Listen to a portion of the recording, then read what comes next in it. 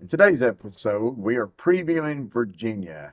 Give you a little information about them, what to look for, and we're going to have some potential huge recruiting news we're going to discuss later on in the episode, and maybe hit a little bit on practice. Tim? Yeah, so we got a full episode, Bob. So let's dive right into it. Okay. I'll let you lead off, Bob, with the Virginia Cavaliers. Yes, they had their leading quarterback, the all-time leading passer, left, Brendan Armstrong. Yeah. And didn't leave the graduation, he transferred out. He transferred, yeah. Kind of an odd situation when the all-time leading passer leaves a program like that and not for greener pastures. But I think there was a huge disconnect with Tony Elliott. There seems to be a lot of buy-in problems with that team last year. They had a lot of issues, period, last year. I mean, they were 3-7, had a tragedy at the end of the year to really affect that team. They didn't play the last two ball games, which could have been wins. There's two of the weaker teams on their schedule. Offensively, though, they just never did gel. They had a good defense, pretty good defense anyway. The starter for them, it appears, is Tony Muskett from Monmouth. They seem to be pretty happy with him. So he's really been consistent in fall practice. Yeah, big arm here. Two-time All-Big South. So not a bad player probably, but it's got to be a downgrade from who they had in there. But, if there wasn't no buy-in, if the kid just didn't, it just seemed like it was really lost. Sometimes it's addition by subtraction. Yeah. Would not be shocked if he doesn't do better than the starter last year would do, which would be hard not to. There's also that guy's also being pushed by a freshman, Anthony Calandria. Hopefully, I'm saying it correct. The running backs, well, I think it's one of their strongest groups. They feel pretty happy with them. Top three return. Yeah, all the top three, and they brought in a big time, or they believe a big time transfer in from Clemson, Tony Elliott's previous stop, who Pace, I think. Pace. He had lost the starting job to Shipley, apparently at one point, or was in that battle for the starting job and lost out to Shipley. So they're very happy with their offense. I mean, their running backs. But you know what, Bob? The running backs are only good as that offensive line. Yes, and their offensive line was horrid. Historically bad offensive line. Some people say one of the worst that they have ever seen. That's how bad it was. Yeah, at least the Virginia people thought so. I think Jared Garantano would disagree with you because he was behind a couple of lines that I would put in any conversation. Yeah, a little. For some bad offensive lines.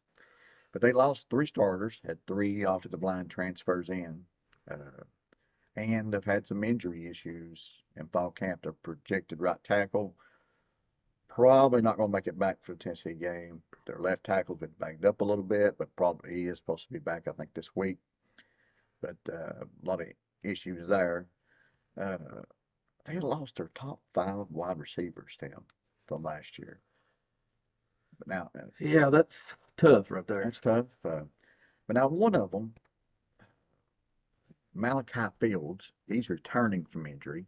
A big 6'4" target. Yeah, he had worked his way into the starting lineup as a freshman, and then of course in his first game in sophomore season, he missed the rest of the season. Had a good game and then got hurt. So, losing their top 5 wide receivers a little bit misleading because he might have been their best wide receiver last year. Getting them back.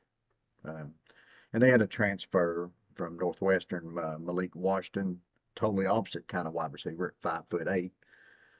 Probably a slot guy, I'm assuming. Oh, yeah. But the offense was horrible last year. There's got to be better. Yeah. But now if their offensive line is as bad as what it was last year, Tim, man, watch out. Our defense might wire them out. Well, you would think so. I mean, we're deep at the defensive line position all the way across the board. I'm not saying we have any All-Americans in that group at this point in time, but we are pretty strong, even to, I think, dropping down to our second and third stringers.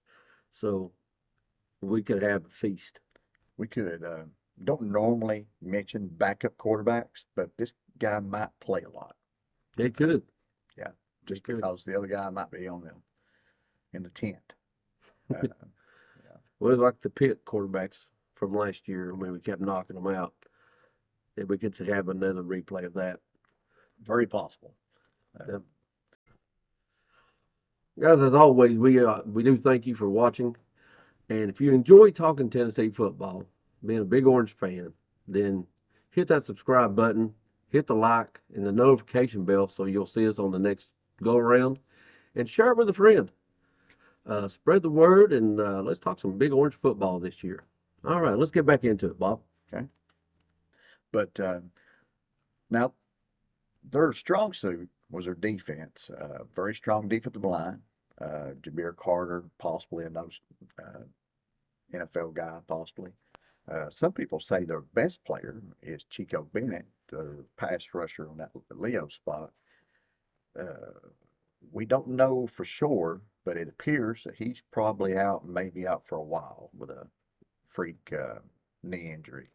It was. I'd seen a non-contact injury, and you always think the same thing. Made a cut running, Mhm. but apparently the practice was actually over, and they took a knee and talked to, did their little thing, and when he went to stand up, his knee popped, and they fear an ACL. Wow. Damn it. And he's had an ACL injury before a couple years ago. So I would not doubt that's not what's going on out there. Either way, I would be surprised to see him out there Yeah. against us. I hope he does, have I a hope complete he- recovery yeah. if it is that. I hope he's, back game 2 and not game 1, hopefully.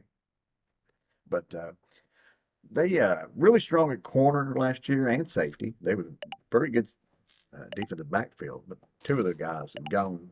One's NFL and one transferred to Florida State. Speaking of their corners, their safeties are back. So, probably not a bad thing for them to have some decent players there at that spot. Seems to be where at safety spot at there. Yeah, and they did have a couple of transfers in at cornerback Mhm. who I believe are contending for those starting spots. So their DBs may not be bad. I mean, as far as on the outside. And I think they brought everybody back in their linebacker unit except for their leading tackler. Right. So, we'll see what we run into that team. Since they had a lot of chemistry issues last year, I'm not really sure what kind of team they had. I mean, they could be a lot better. And like I said, they only lost 3 games by 7 points last year, and they didn't get to play 2 of their last 2 games, which were probably wins. So they probably wasn't as bad as some people might think. We are about 28-point favorites in this game, and that's I think that probably probably, tells you kind of what you need to know. I mean, we should easily beat them, and we'll give you our score prediction probably next week leading up to the game. But back to Tennessee for a moment. We got major recruiting news potentially for tomorrow. Jordan Ross, a 5-star edge rusher out of Alabama, who 247 Sports has as a number 12 player in the entire country, is due to commit to someone tomorrow. yeah, hopefully it's us. If you look for our video tomorrow, if you don't see a video, then Jordan Ross is overrated, And we and never wanted we him. never want him anyway. So Yeah. So we got somebody better down the thing. that's right. I believe that's the way we're supposed to say it, right, boss? That's the way it's always is. We didn't Yeah. want him anyway. But hopefully we'll have a video up tomorrow about Jordan Ross and give you a little bit more greater detail about his game, who we beat out for him, Yeah, a little and more everything you video. want to know about Jordan Ross. Next thing we're going to talk about is a little bit about, fall practice. An update there. You had Mike Eckler, the special teams coach, talking about the punter, Tim. Yeah, that was the most interesting thing to come out of there on the special teams yesterday. Jackson Ross, an Australian punter from down under. Apparently, Australia has invaded NCAA when it comes to punters over the last few years. I was not aware, but multiple of the Ray Guy winners have been from Australia. And Jackson Ross is another in a long line, apparently. He played professional rugby for 3 years as a 15-year-old. Found out he was the #2 tennis player in the entire country of Australia. He they timed him. He runs like a 4.5 40. Uh, Eck said he could had potentially be a starting wide receiver for us. He's like his athleticism just great. Yeah, and I reckon he's got like the third strongest arm on the team. Well, according to him, he does. Right. According to Eck, Coach Heupel still does because he pays his checks. No, right, Yes. yeah. Um, But that's very unusual to have an athlete like that. Hopefully, he punts really well, and if he does, and they do believe he can punt Yeah, very well. there's a lot of big talk about him, his leg. The guy could be a weapon on coverages, and since he's the holder as well, Yeah, he holds for the place kicks and the field goals. go ahead and don't go to the bathroom when we punt or kick an extra points because this guy, or field goals, I'm sorry, and this guy could very well do a trick play. I mean, I'll just go ahead and say it will happen at At some point. Yeah, there's no way you're a coach and you're not laying in bed at some point thinking, man, I know we can pull off either a run or a pass on a punt or something. Yeah, When you but got an athlete that can run that speed and throw that hard. So, yeah, something's coming. yeah, there's no way they won't at some point. So, and the kicker, of course, we're replacing our kicker, and with a transfer out of Indiana, Tennessee boy coming home. Apparently, he's got multiple family members that's been UT grads, and got, I believe, a couple of siblings in the university right now, or will be at the university this season. Charles Campbell, good quality punter, kicker. Sorry about that. Wouldn't say he's going to be a Luke Grozer Award winner or anything like that, but he's got a pretty good leg on him. Yeah, if we can get 75% of our kicks, and that'd be great. Yeah, I don't think we're going to take a step back there. That would be good. You always want to be at least on the upper echelon on that position. Nothing kills you like losing a game-winning field goal. Oh, yeah, as Alabama found out last year. Yes. Thankfully. Yes.